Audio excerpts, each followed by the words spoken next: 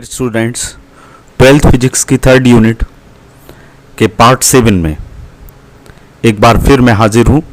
हमारा चैप्टर 4 है और इसका पार्ट 7 हम पढ़ेंगे और आज हम एक बहुत इम्पोर्टेंट कॉन्सेप्ट पे डिस्कस करेंगे, force on a moving charge in a magnetic field. Magnetic Lorentz force और नेट लॉरेंज फोर्स पे भी बात करेंगे, चुंबकीय क्षेत्र में गतिमान आवेश पर लगने वाले बल के बारे में। तो चैप्टर को देख लेते हैं, इस कॉन्सेप्ट को देख लेते हैं क्या क्या आज पढ़ेंगे। तो आज हम पढ़ेंगे चुंबकीय लॉरेंज बल और इस चुंबकीय बल की विशेष स्थितियां। चुंबकीय बल जो लॉरेंज बल है, चुंबकीय लॉरेंज बल, इसकी दिशा ज्ञात करने के कौन कौन से नियम हैं। फ्लेमिंग का लेफ्ट हैंड रूल है जो आपने 10th में भी पढ़ा है, उस पर हम डिस्कस करेंगे। और दाएं हाथ की हथेली का नियम नंबर 2 जिससे हम इस बल की दिशा ज्ञात करते हैं। और चुंबकीय क्षेत्र का इसका मात्रक इस डेरिवेशन की मदद से किस तरह से निकलेगा और डायमेंशनल फार्मूला। और लास्ट में हम नेट लॉरेंज बल पढ़ेंगे, समझेंगे उसे। तो चलिए शुरू करते हैं। आपने ये पढ़ा है कि विद्युत क्षेत्र में वेक्टर ई में किसी भी पॉइंट चार्ज पर जो फोर्स लगता है वो होता है vector F is equal to Q vector E. ये हमने पहले पढ़ लिया है। फर्स्ट यूनिट में हमने पढ़ा है कि किसी भी चार्ज पर किसी दूसरे चार्ज के इलेक्ट्रिक फील्ड में जो फोर्स लगता है वो क्यू ई होता है, उसका मैग्नीट्यूड क्यू ई होता है। और वेक्टर फॉर्म में लिखें तो vector F is equal to Q vector E होता है। हम लेकिन आज बात कर रहे हैं यदि कोई चार्ज है, ये मैग्नेटिक फील्ड है, मतलब मैग्नेटिक लाइंस आपको दिख रही हैं, मैग्नेट है, 2 मैग्नेट रखे हुए हैं, एनएस इसके बीच में मैग्नेटिक फील्ड है। यदि कोई चार्ज इस तरह से मूव कर रहा है, मैग्नेटिक फील्ड में गति कर रहा है, तो इस पर एक फोर्स लगता है। ये फोर्स चुंबकीय लॉरेंज बल कहलाता है। जब कोई आवेशित कण किसी चुंबकीय क्षेत्र में गतिमान होता है तो उस पर एक बल लगता है। विद्युत क्षेत्र में जो इलेक्ट्रोस्टैटिक में हमने पढ़ा उस पर बल लगता है क्यूई, लेकिन यदि वो मूव कर रहा है आवेश किसमें, मैग्नेटिक फील्ड में, तो उस पर जो फोर्स लगता है उसको हम कहते हैं चुंबकीय लॉरेंज बल या केवल चुंबकीय बल कह देते हैं। अब लॉरेंज बल इसको क्यों कह रहे हैं, इसका नाम डच भौतिक शास्त्री हेनरिक एंटून लॉरेंज के नाम पर रखा गया है। उन्होंने इसकी खोज की, इस पर रिसर्च की। हम लास्ट में नेट लॉरेंज फोर्स की भी बात करेंगे, दोनों में थोड़ा सा फर्क है। ये चुंबकीय लॉरेंज बल है, इसको चुंबकीय बल भी कहते हैं। तो इस बल F का परिमाण मैग्नीट्यूड, वेक्टर F का मैग्नीट्यूड निकालेंगे तो केवल F लिखेंगे। तो ये कौन कौन से फैक्टर पे डिपेंड करता है, उससे हमारा एक डेरिवेशन बनेगा। पहला, आवेश के परिमाण Q के अनुक्रमानुपाती होता है, Q के डायरेक्टली प्रोपोर्शनल होता है, तो हम लिखेंगे F समानुपाती Q। दूसरा, ये आवेश के वेग v के अनुक्रमानुपाती होता है। जिस वेलोसिटी से चार्ज मूव कर रहा है मैग्नेटिक फील्ड में उसके डायरेक्टली प्रोपोर्शनल होता है, तो हम क्या लिखेंगे, F समानुपाती v। तीसरा फैक्टर है चुंबकीय क्षेत्र की तीव्रता B के अनुक्रमानुपाती होता है। यहाँ चुंबकीय क्षेत्र की तीव्रता क्या है, B, इसके डायरेक्टली प्रोपोर्शनल होता है, तो F is directly proportional to B। और चौथा पॉइंट है वेक्टर v और वेक्टर b के बीच के कोण थीटा की साइन, ज्या जिसको हिंदी में बोलते हैं, साइन थीटा के प्रोपोर्शनल होता है। ये वेक्टर क्वांटिटी है वेलोसिटी, और b भी वेक्टर क्वांटिटी है। इनके बीच के एंगल थीटा की साइन के डायरेक्टली प्रोपोर्शनल, तो f इज प्रोपोर्शनल टू हो गया, समानुपाती हो गया साइन थीटा। हमारे पास ये 4 फैक्टर हो गए, q, v, b और साइन थीटा। इन चारों को हम मिला के लिख देंगे। तो हम जब इनको कंबाइन करके लिखेंगे तो हमारे पास आएगा F समानुपाती क्यू भी बी साइन थीटा। अब आप जानते हैं कि फिजिक्स में समानुपाती को जब हम बराबर में बदलते हैं तो हम एक कांस्टेंट का यूज करते हैं, तो यहाँ वो कांस्टेंट होता है K। तो ये समानुपाती का चिन्ह है, ये बराबर में बदल गया और हमारा इक्वेशन आ गया F इजिकल टू क्यू भी बी साइन थीटा। ये K की वैल्यू SI सिस्टम में एक होती है, या मात्रक इस तरह के चुने जाते हैं कि k की वैल्यू क्या आती है, 1 आती है। यदि k की वैल्यू 1 हो तो F इज इक्वल टू आएगा QVB साइन थीटा। ये इसका परिमाण होता है, चुंबकीय लॉरेंज बल का परिमाण QVB साइन थीटा होता है। अब हम इसका वेक्टर फॉर्म देखेंगे।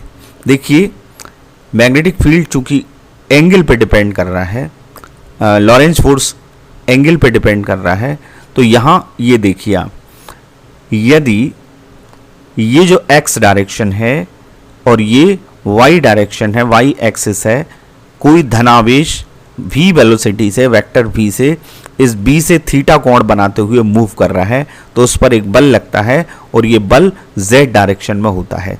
यदि ये xy तल में है ये चार्ज, तो उस पर फोर्स z डायरेक्शन में लगता है। अब हम इसके वेक्टर फॉर्म की बात करते हैं। कैसे?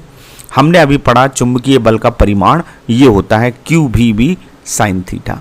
अब आप जानते हैं कि क्रॉस प्रोडक्ट जो है, दो तरह के प्रोडक्ट होते हैं सदिश में, एक अदिश गुणनफल और एक सदिश गुणनफल। अदिश गुणनफल होता है vector A dot vector B बराबर होता है AB cos थीटा, और क्रॉस प्रोडक्ट या सदिश गुणनफल होता है vector A cross vector B equals to AB sine theta unit vector n। ये डायरेक्शन बताता है यूनिट वेक्टर, इसका परिमाण एक होता है। हम ये कह सकते हैं कि AB साइन थीटा होता है। वेक्टर A का परिमाण A और वेक्टर B का परिमाण या मॉड B हो गया। तो यहाँ पर आपको दिख रहा है कि ये जो है VB sine theta, VB sine theta लिखा है, तो इसको हम लिख सकते हैं vector V cross vector B। Q जो है आवेश, वो स्केलर क्वांटिटी है, ये दोनों वेक्टर हैं, तो VB sine theta V cross B के बराबर होगा, vector V cross vector B। तो इस फार्मूले को हम लिख सकते हैं वेक्टर फॉर्म में, सदिश रूप में, vector F equals to Q बाहर आ जाएगा और VB साइन थीटा की जगह हम लिख सकते हैं vector V cross vector B। ये बहुत महत्वपूर्ण है क्योंकि इससे हम इस फोर्स की डायरेक्शन का पता लगाएंगे। ये इसका वेक्टर फॉर्म है मैग्नेटिक लॉरेंज फोर्स का। डायरेक्शन हम देखते हैं। अब इसका परिमाण ये है। डायरेक्शन देखने से पहले कुछ विशेष स्थितियां इस फोर्स की देख लें कि ये कब मैक्सिमम होगा, कब मिनिमम होगा, कब जीरो होगा। इस फार्मूले को देखने से कुछ बातें निकलती हैं। पहली ये कि यदि वेलोसिटी जीरो है, यदि वेग जीरो है, यानी आवेश मूव नहीं कर रहा है, विरामावस्था में है, तो स्थिर आवेश पर कोई बल नहीं लगता। चुंबकीय बल का परिमाण क्या आएगा? जीरो आएगा, क्योंकि V इक्वल टू जीरो हो जाएगा तो F इक्वल टू क्या आएगा? जीरो। ये पहली कंडीशन हो गई। F इक्वल टू इस कंडीशन में जीरो आएगा।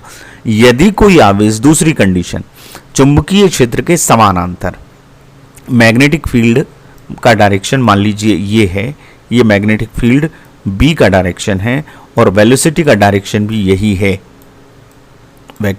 किसकी? धनावेश के वेग की दिशा भी यही है। ये पैरेलल हो गए, एक दूसरे के समानांतर हैं या एंटी पैरेलल हैं। ये B का डायरेक्शन है, वेक्टर B का, और इसके अपोजिट ये जो डायरेक्शन है मान लीजिए धनावेश का है, पॉजिटिव चार्ज का है, ये V का डायरेक्शन है, तो फिर ये एंटी पैरेलल हो गए। तो इन दोनों के बीच का एंगल क्या आएगा? 0 डिग्री आएगा या 180 डिग्री आएगा।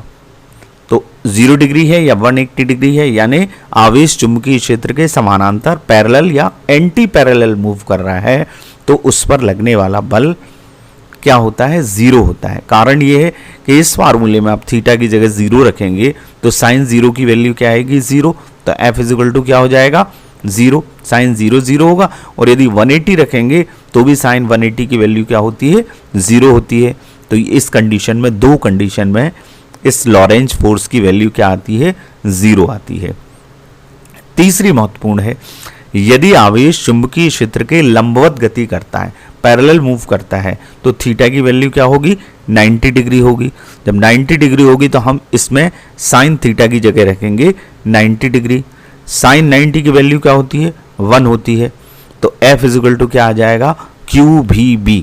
ये मैक्सिमम है, ये अधिकतम है और ये न्यूनतम है। तो कब अधिकतम और कब न्यूनतम होता है, तो आपको ये दो कंडीशन लिखना है। यदि वो समानांतर गति करेगा या प्रति समानांतर गति करेगा तो मैग्नेटिक लॉरेंज फोर्स यानी चुंबकीय लॉरेंज बल न्यूनतम होगा, 0 होगा, और यदि वो लंबवत गति करेगा तो वो अधिकतम होगा। अब हम इसके डायरेक्शन की बात करते हैं।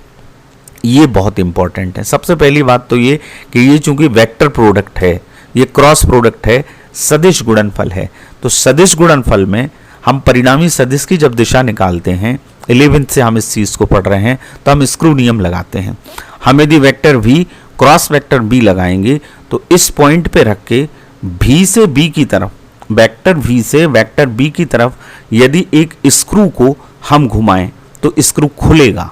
पेंच को हम घुमाएंगे इस पॉइंट पे रख के तो पेंच क्या होगा, खुलेगा। तो यहां से यहां हम खुला, पेंच खुल रहा है, बाहर की तरफ आ रहा है, मेरी तरफ आ रहा है। इसका मतलब है इस कंडीशन में फोर्स का डायरेक्शन z अक्ष के अलोंग होगा, बाहर की तरफ होगा। और यदि v की दिशा यहां होती y एक्सिस के डायरेक्शन में और b यहां होता तो v से b की तरफ जब हम किसी नट को घुमाते तो वो कसता, यानी अंदर की तरफ फोर्स का डायरेक्शन होता। तो पहले तो सिंपली स्क्रू नियम से हम इसको निकाल लेते हैं। ये भी क्रॉस बी है, तो क्रॉस प्रोडक्ट में भी क्रॉस बी की दिशा के अनुदिश फोर्स की दिशा होगी। इसका मतलब ये हुआ कि वेग और चुंबकीय क्षेत्र के लंबवत तल में यदि वेक्टर भी और वेक्टर बी एक्स वाई तल में स्थित हैं, ये वेक्टर बी है और ये वेक्टर भी है, एक्स वाई तल में है, तो आवेश पर कार्य करने वाला वेक्टर एफ बल z अक्ष के अनुदिश होगा, इन दोनों के लंबवत होगा। b के भी लंबवत होगा और v के भी लंबवत होगा, पैरेलल होगा। ये तो एक सिंपल सा नियम है, जिस स्क्रू नियम, जिससे हमने इसका डायरेक्शन निकाल लिया। लेकिन दो नियम हमारी बुक में हैं, एनसीईआरटी के सिलेबस में हैं, उनको हम डिस्कस करते हैं। पहला है फ्लेमिंग का बाएं हाथ का नियम, लेफ्ट हैंड रूल। अब इससे इसकी डायरेक्शन किस तरह से हम निकाल सकते हैं, चलिए हम देखते हैं। ये वही डायग्राम हमने बनाया जिसमें एक्स वाई तल में वेक्टर v और वेक्टर b हैं, फोर्स का डायरेक्शन हमें निकालना है। तो फ्लेमिंग का लेफ्ट हैंड रूल क्या कहता है, यदि बाएं हाथ के अंगूठे, थंब, तर्जनी यानी फोर फिंगर और मध्यमा यानी मिडिल फिंगर को इस प्रकार फैलाया जाए कि वे परस्पर लंबवत रहें, एक दूसरे के परपेंडिकुलर रहें। किस किस को, अंगूठे को, तर्जनी को और मध्यमा को। अब यदि तर्जनी चुंबकीय क्षेत्र b की दिशा को और मध्यमा धनावेश की गति की दिशा को व्यक्त करे तो अंगूठा आवेश पर लगने वाले बल की दिशा को व्यक्त करता है। इसको हम याद रखते हैं FBI से। अंगूठा फोर्स को, B तर्जनी, ये फोर फिंगर और मिडिल फिंगर I यानी धनावेश की दिशा। तो यदि बाएं हाथ के अंगूठे, तर्जनी और मध्यमा को परस्पर लंबवत फैलाया जाए, तब यदि जो मिडिल फिंगर है वो I का डायरेक्शन वेक्टर I यानी धनावेश की दिशा, खास बात ध्यान रखना है कि ये धनावेश की गति की दिशा को व्यक्त करे। यदि ये ऋणावेश को व्यक्त कर रहा है तो अंगूठे की दिशा के अपोजिट फोर्स आएगा। और ये तर्जनी B के डायरेक्शन में, यहां देखिए ये I का डायरेक्शन है यानी वेक्टर V का डायरेक्शन, किससे, मध्यमा से, और ये B किससे, इस तर्जनी से, फोर फिंगर से। तो अंगूठा इसके लंबवत होगा तो बाहर की तरफ होगा और इसके डायरेक्शन को ये व्यक्त करेगा। ये फ्लेमिंग का बाएं हाथ का नियम है। इसमें ध्यान क्या रखना है, यदि मध्यमा किसको व्यक्त करती है, वेग की दिशा को, धनावेश के वेग की दिशा को। यदि ये ऋणावेश की तरफ हम शो कर रहे हैं तो बल की दिशा अंगूठे की दिशा के विपरीत होगी, जैसा कि मैंने ये बताया। इस आपको ध्यान रखना है, वो पॉजिटिव चार्ज का डायरेक्शन बताएगी मध्यमा, मिडिल फिंगर। हम इसको और इस डायग्राम से, दूसरे डायग्राम से देख लेते हैं।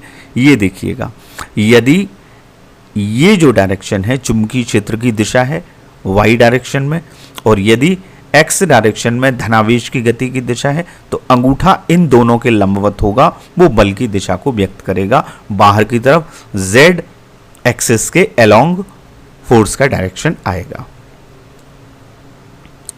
और स्पष्ट एक डायग्राम से हम इसको कर लेते हैं। देखिए इस डायग्राम में देखिए लेफ्ट हैंड रूल आपको बिल्कुल इजीली समझ में आ जाएगा। ये मैग्नेटिक फील्ड है NS। ये एक कंडक्टर है जो मैग्नेटिक फील्ड में रखा हुआ है, तो कंडक्टर है जिसमें करंट फ्लो हो रही है। करंट फ्लो होने का मतलब धनावेश की दिशा, तो धनावेश की दिशा ये है। चुंबकीय क्षेत्र की दिशा N से S है, तो फोर्स की डायरेक्शन इस अंगूठे के अलोंग होगी। अंगूठे को किस तरह से फैलाना है आपको, परस्पर हाथ को किस तरह से फैलाना है कि ये तीन चीज़ें परस्पर लंबवत हों। ये हमारी मिडिल फिंगर है, मध्यमा, ये है तर्जनी और ये है अंगूठा। तो यदि हमारी तर्जनी चुंबकीय क्षेत्र की दिशा को व्यक्त कर रही है और मध्यमा डायरेक्शन ऑफ करंट यानी धनावेश की गति की दिशा को व्यक्त कर रही है, तो अंगूठे से बल की दिशा आएगी जो ऊपर की तरफ आएगी। तो ऊपर की तरफ लंबवत, ये इसके भी लंबवत है, इस तर्जनी के, और इसके भी लंबवत है। इन दोनों के लंबवत तल में ऊपर की तरफ फोर्स का डायरेक्शन आएगा। मेरा ख्याल है 3 डायग्राम से हमने लेफ्ट हैंड रूल को समझा है, आपको समझ में आ गया होगा। तो इसको याद रखने के लिए आपको किस तरह से याद रखना है, FBI। F थंब से, फोर्स थंब से, B होता है चुंबकीय क्षेत्र मैग्नेटिक फील्ड, और I यानी धनावेश की दिशा मिडिल फिंगर से। FBI थंब, फोर फिंगर और middle finger. TFM thumb, four finger और मिडिल फिंगर। फोर्स जब ज़्यादा अंगूठे से ज़्यादा बल लगाए तो याद रखिए कि फोर्स किससे शो होगा, अंगूठे से, और B किससे शो होगा, फोर फिंगर से, और I किससे शो होगा यानी V वेलोसिटी किससे शो होगी, मिडिल फिंगर से। तो ये आपको समझ में आ गया होगा। इसका एक और नियम है, वो है दाएं हाथ की हथेली का नियम number 2, right hand palm rule number 2। ये नियम क्या कहता है, यदि दाएं हाथ की हथेली को इस प्रकार फैलाया जाए कि उंगलियां अंगूठे के लंबवत रखें। ये लेफ्ट हैंड रूल से थोड़ा सा आसान है, उंगलियां अंगूठे के लंबवत हों। अब यदि उंगलियां चुंबकीय क्षेत्र की दिशा को प्रदर्शित कर रही हैं और अंगूठा धनावेश की गति की दिशा को व्यक्त कर रहा है, तो आवेश पर लगने वाला बल, चुंबकीय लॉरेंज बल, हथेली के लंबवत बाहर की तरफ कार्य करता है। इसको देख लेते हैं कैसे। ये हमारा डायग्राम है, इसमें ये डायरेक्शंस हैं, ये चुंबकीय क्षेत्र की दिशा है, ये वेलोसिटी है, धनावेश के वेग की दिशा है, तो फोर्स ऊपर की तरफ आएगा। देखिए इसमें दाएं हाथ की हथेली को इस तरह फैलाया गया है, ये जो है उंगलियां, ये चुंबकीय क्षेत्र की दिशा को व्यक्त कर रही हैं, ये वेलोसिटी के डायरेक्शन को यानी धनावेश के प्रवाह की दिशा को, धनावेश के प्रवाह की दिशा यानी करंट की दिशा, धारा की दिशा को व्यक्त कर रहा है, तो फोर्स इसके जस्ट ऊपर की तरफ आएगा। यदि धनावेश की दिशा इस तरफ होती तो हथेली को आप उल्टा कर दीजिए, नीचे की तरफ आएगा।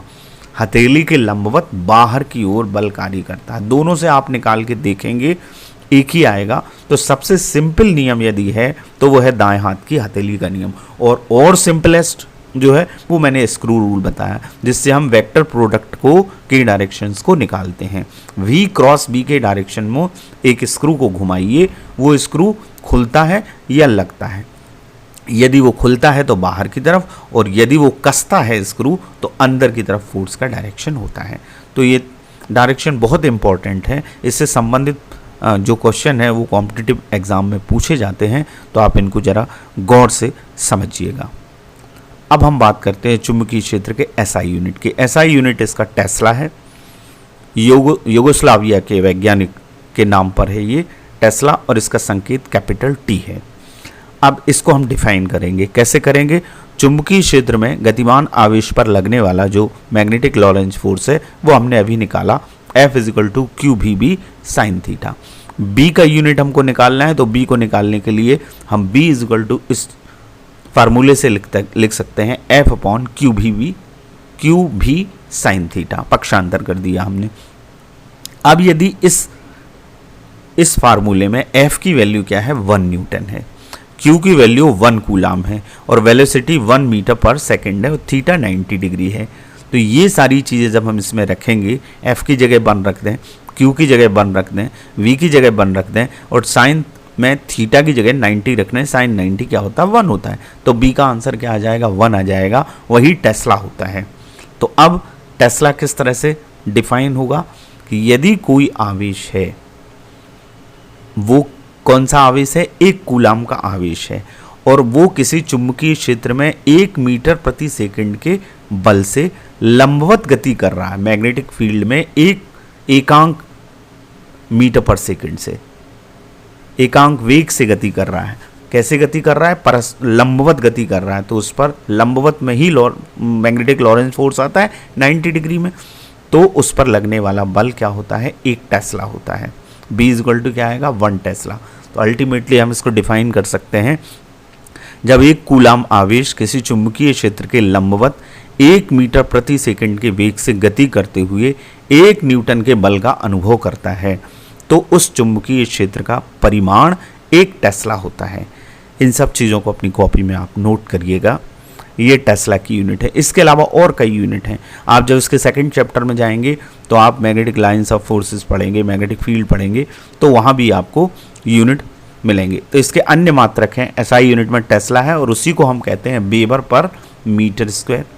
एक ये है, एक है न्यूटन पर एम्पियर इंटू मीटर। एक यूनिट इसका है गॉस। टेस्ला छोटा यूनिट है तो बड़ा यूनिट यूज़ किया जाता है। 1 गॉस जो है वो 10⁻⁻⁴ टेस्ला के बराबर होता है। ये चीज़ें आपको याद रखना है। तो कितने यूनिट हो गए? एक तो ये टेस्ला हो गया SI यूनिट, एक वेबर पर मीटर स्क्वायर ये दूसरा, न्यूटन पर एम्पियर इंटू मीटर ये तीसरा, और ये गॉस, और एक गॉस जो है 10⁻⁻⁴ टेस्ला के बराबर होता है। ये चीज़ें आप नोट कर लीजिए, इनको आपको याद रखना है।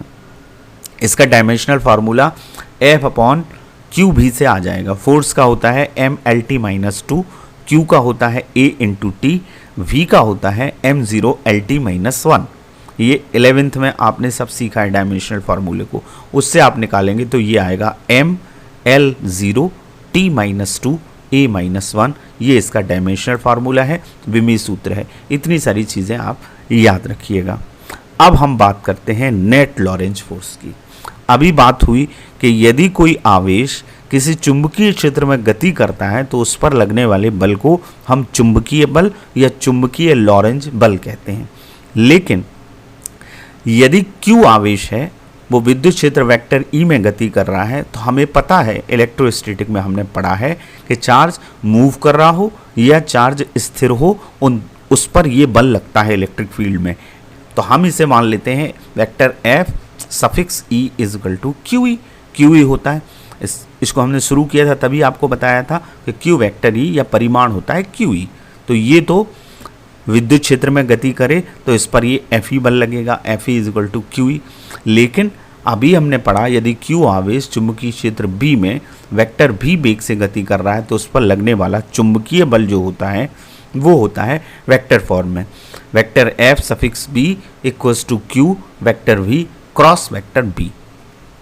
ये दोनों बल हो गए, एक विद्युत बल हो गया और एक चुंबकीय बल होगा।